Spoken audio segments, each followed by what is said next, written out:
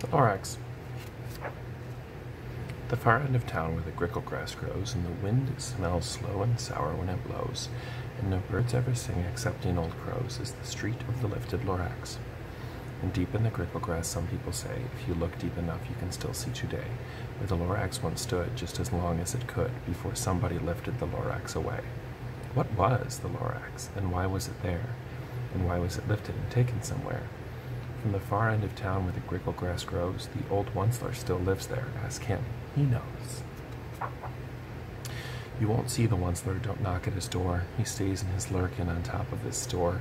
He lurks in his lurkum, cold under the roof, where he makes his own clothes out of niff-muffered moof. And on special dank midnights in August he peeks out of the shutters, and sometimes he speaks, and tells how the Lorax was lifted away. He'll tell you, perhaps, if you're willing to pay. On the end of a rope he lets down a tin pail, and if you toss in 15 cents and a nail, and the shell of a great-great-great-grandfather snail. And he pulls up the pail, makes a most careful count to see if you've paid him the proper amount.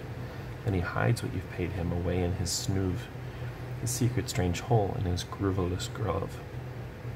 Then he grunts, "I will call you by whisper my phone, for the secrets I tell you are for your ears alone." Slip! Down slips the whisper-ma-phone to your ear, and the old Onceler's whispers are not very clear, since they have to come down through a snurgly hose, and he sounds as if he had smallish bees up his nose. "Now I'll tell you," he says, with his teeth sounding gray, "how the Lorax got lifted and taken away. It all started way back, such a long time back. Way back in the days when the grass was still green, and the pond was still wet, and the clouds were still clean, and the song of the swoony swan rang out in space. One morning I came to this glorious place, and I first saw the trees, the truffula trees, the bright-colored tufts of the truffula trees, mile after mile in the fresh morning breeze. And under the trees I saw brown barbaloots, frisking about in their barbaloot suits, as they played in the shade and ate truffula fruits. From the rippleless pond came the comfortable sound of the hummingfish humming while splashing around. But those trees, those truffula trees, all my life I'd been searching for trees such as these. The touch of their tufts was much softer than silk, and they had the sweet smell of fresh butterfly milk. I felt a great leaping of joy in my heart. I knew just what I'd do. I'd unload my cart. In no time at all I had built a small shop, and I chopped down a truffula tree just with one chop. And with great skillful skill and with great steady speed, I took the soft tuft and I knitted a thneed. The instant I'd finished, I heard a gazump. I looked, I saw something pop out of the stump.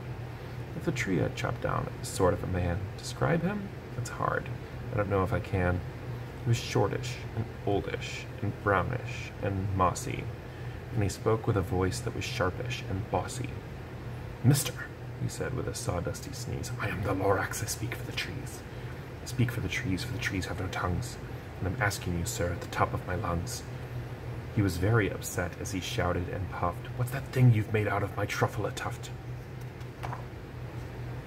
"Look, Lorax," I said, "there's no cause for alarm. I chopped just one tree. I am doing no harm. I'm being quite useful. This thing is a thneed. A thneed's a fine something that all people need.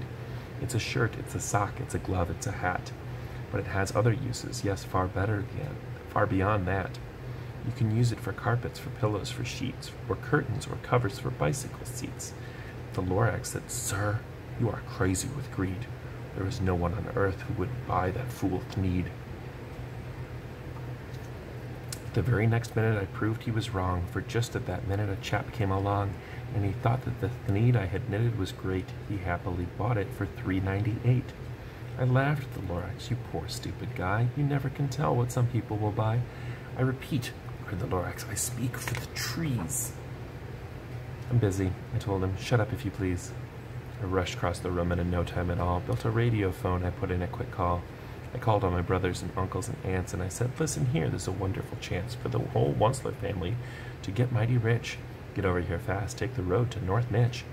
Turn left at the Weehawken, sharp right at South Stitch." And in no time at all in the factory I built, the whole Onceler family was working full tilt. We were knitting thneeds just as busy as bees, the sound of the chopping of truffle trees. Then, oh baby, oh how my business did grow. Now chopping one tree at a time was too slow, so I quickly invented my super axe hacker, which whacked off 4 truffle trees at one smacker. We were making needs 4 times as fast as before, and that Lorax, he didn't show up anymore. But the next week he knocked on my new office door. He snapped, "I'm the Lorax who speaks for the trees, which you seem to be chopping as fast as you please. But I'm also in charge of the brown barbaloots, who played in the shade of their barbaloot suits, and happily lived eating truffle fruits. Now, thanks to your hacking my trees to the ground, there's not enough truffle fruit to go round, and my poor barbaloots are getting their crummies, because they have gauze and no food in their tummies. They loved living here, but I can't let them stay. They'll have to find food, and I hope that they may. Good luck, boys," he cried, and he sent them away. I, the Onceler, felt sad, but I watched them all go. But business is business, and business must grow, regardless of crummies and tummies, you know. I meant no harm, I most truly did not, but I had to grow bigger, so bigger I got. I biggered my factory, I biggered my roads, I biggered my wagons, I biggered the loads. Of the things I shipped out, I was shipping them forth, to the south, to the east, to the west, and north. I went right on biggering, selling more needs, and I biggered my money, which everyone needs. Then again he came back. I was fixing some pipes when that old nuisance Lorax came back with more gripes. "I am the Lorax," he coughed and he whiffed. He sneezed and he snuffed, he gargled, he sniffed. "Onceler," he cried with a crufulous croak. "Onceler, you're making such smogulous smoke. My poor swomy swans, why they can't sing a note. No one can sing who has smog in his throat." "And so," said the Lorax, "please pardon my cough. They cannot live here, so I'm sending them off. Where will they go? I don't hopefully know. They may have to fly for a month or a year to escape from the smog you've smogged up around here." "What's more," snapped the Lorax as dander was up, "let me say a few words about Gluppity-Glup. Your machinery chugs on day and night without stop, making Gluppity-Glup, also Schloppity-Schlop. And what do you do with this leftover goo? I'll show you, you dirty old Onceler man, you. You're glumping the pond where the humming fish hummed. No more can they hum, for their gills are all gummed. So I'm sending them off, while their future is dreary. They'll walk on their fins and get woefully weary, in search of some water that isn't so smeary." And then I got mad. I got terribly mad. I yelled at the Lorax, "Now listen here, Dad. All you do is yap yap and say bad, bad, bad, bad. Well, I have my rights, sir, and I'm telling you, I intend to go on doing just what I do. And for your information, you Lorax, I'm figuring on biggering and biggering and biggering and biggering, turning more than truffle trees into needs, which everyone needs." And at that very moment, we heard a loud whack. From outside in the fields came a sickening smack of an axe on a tree. Then we heard the tree fall, the very last truffle tree of them all. No more trees, no more needs, no more work to be done. So in no time my uncles and aunts, every one, all waved me goodbye. They jumped into my cars and drove away under the smoke-smothering stars. Now all that was left beneath the bad-smelling sky was my big empty factory, the Lorax, and I. The Lorax said nothing, just gave me a glance, just gave me a very sad, sad backwards glance. And he lifted himself by the seat of his pants, and I'll never forget the grim look on his face when he hoisted himself and took leave of this place, through a hole in the smog without leaving a trace. And all that the Lorax left here in this mess was a small pile of rocks with one word, unless. Whatever that meant, well, I just couldn't guess. That was long, long ago, but each day since that day, I've sat here and worried away. Through the years, when my buildings have fallen apart, I've worried about it with all of my heart. But now, says the Onceler, now that you're here, the word of the Lorax seems perfectly clear. Unless someone like you cares a whole awful lot, nothing is going to get better. It's not. So, catch, calls the Onceler. He lets something fall. It's a truffle seed. It's the last one of all.